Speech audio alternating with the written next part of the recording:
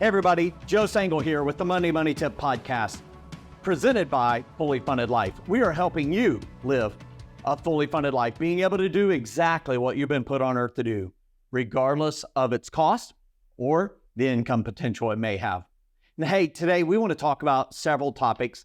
We're going to string together maybe about 4 topics. And the first topic is how to get out of debt. Now, how to get out of debt is a very important topic. So many people are overwhelmed with debt. They have credit card debt, student loan debt, multiple vehicle payments. They owe a friend, a family member, and they have tried multiple times to get out of debt, but for some reason, they seem to stumble.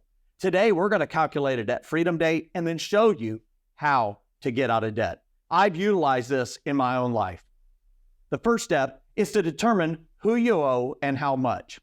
I know many people who literally bury their head in the sand like an ostrich because they just don't want to see it all. But the first step towards becoming debt-free and staying that way is looking at all of your debts. As some people refer to them as demons, dragons, or the sort. But here's what I know. You got to know who you're owing. You got to know how much you're owing.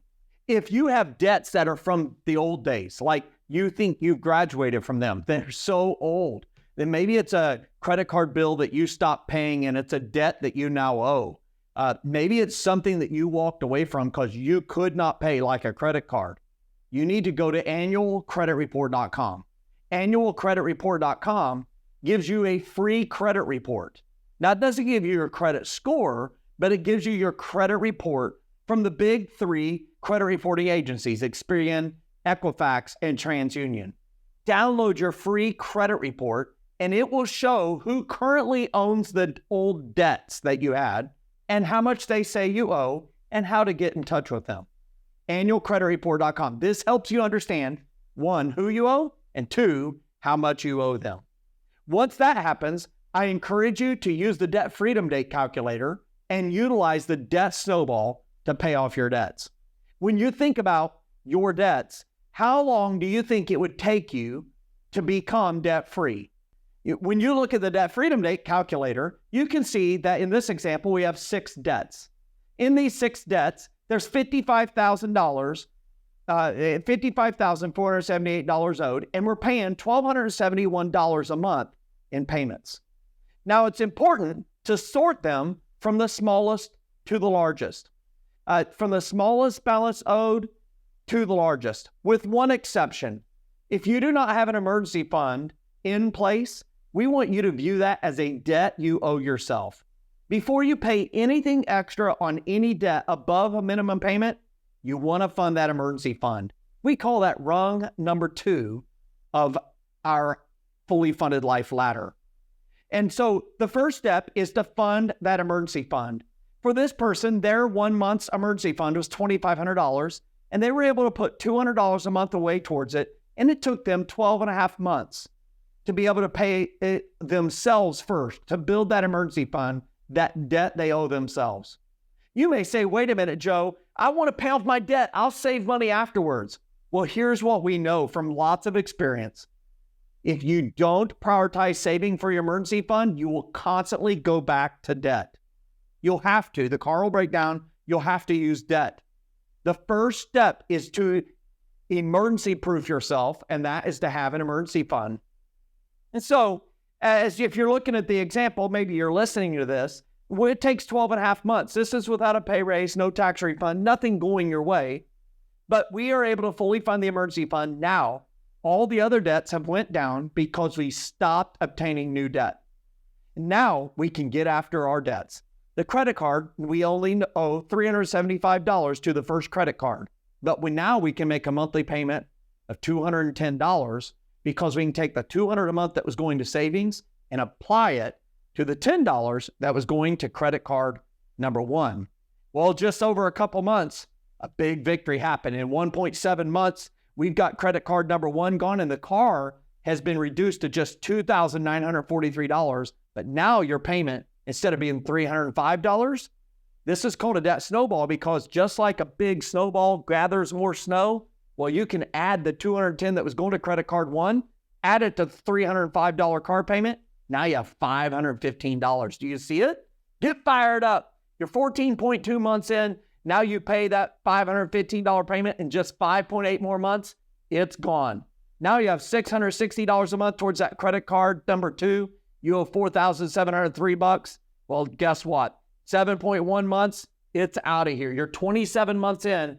Now you got your student loans, those things you thought would be with you until you were retiring. You owe $14,271. Yes, that's a big amount, but you're paying $815 a month. And just 14.7 months, guess what happened? See, this is something that happens sometimes. The truck itself paid off before the student loans. It was a bigger debt, but because of its larger payment, it paid off actually before the student loans. And so in 14.7 months, the truck pays off, and in just a couple more months, 1.8 months, 43.6 months total, all the debt is gone. Hey, listen, you can become debt-free. It starts by prioritizing your savings, and then you can get after your non-house, non-business debts. We call that rung number 4 around here at Fully Funded Life. You can do this. Let's talk about something no one wants to talk about, and that is a written will. A written will. You know what happens? You know when a written will is actually used? It's when someone has passed away. This is an unfortunate aspect of life. And a written will allows one's individual desires to be carried out for their possessions, for their financial valuable things. It also allows you to convey your feelings of gratitude and love towards those that meant the most to you in this life. No one likes to think about this fact, that we will die. And this is perhaps the reason why 58% of Americans don't have a written will, and 69% of Americans with little kids in the house, they don't have a written will. But you need a written will. So let me give you some tips on a will. Number 1, you will die someday, so get one. Get a will. And here's some important things to have in a will. If you have minor children in the house, who would raise your children if their parents predeceased their children becoming adults? Who's going to raise them? Here's what I know the answer to. You definitely know who you don't want to raise your kids. A will ensures that those people will not raise your kids. Number 2 thing that I already know this answer for you even, is you definitely know that no one can raise your kids as good as you can. So it's hard to think about, but you need to answer this question in your will: who would raise your children? And 2, who will ensure that your wishes are carried out? And 3, how will your assets be distributed? That's really 3 important things in a will. Who would raise your minor children until they become adults? Who will ensure that your personal wishes are carried out? And how will your assets be distributed? Now, I encourage you to check out a couple of websites. They offer will kits for very reasonable fees. If you have assets of less than $1 million or so, these wills would work all the U.S. 50 states and its territories for your particular state. LegalZoom.com is my favorite. LegalZoom.com and USLegalForms.com are great places to go to be able to find out what you need in your will for your state. They walk you through step by step, a guided step. And if you need assistance from an attorney, well, then you can carry those documents to a local estate planning attorney who can then help guide you to put together a will that will effectively and efficiently carry your wishes out for you in the state in which you reside. Hey, you need a will. Set a date certain on your calendar right now. Like, I encourage you, pull out your phone. Maybe you're watching this on your phone. Hey, set a date certain where you're going to hold yourself accountable to getting the will in place. You don't want to die prematurely. I don't want that for you either.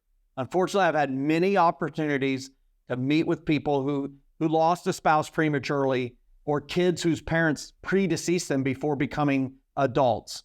And I've seen it where they had a will in place. I've seen it where they did not. There is a night and day difference. Make sure you have a written will. Hey, I hope the tips have been helpful to you today in the podcast. Hey, what are tips that you would share? What are the things that you would say about the topics that I shared with you today? Hey, share those in the comments. that are available below. I think everybody would benefit greatly from you sharing your experiences with them. And hey, if you haven't checked it out, check out fullyfunded.life.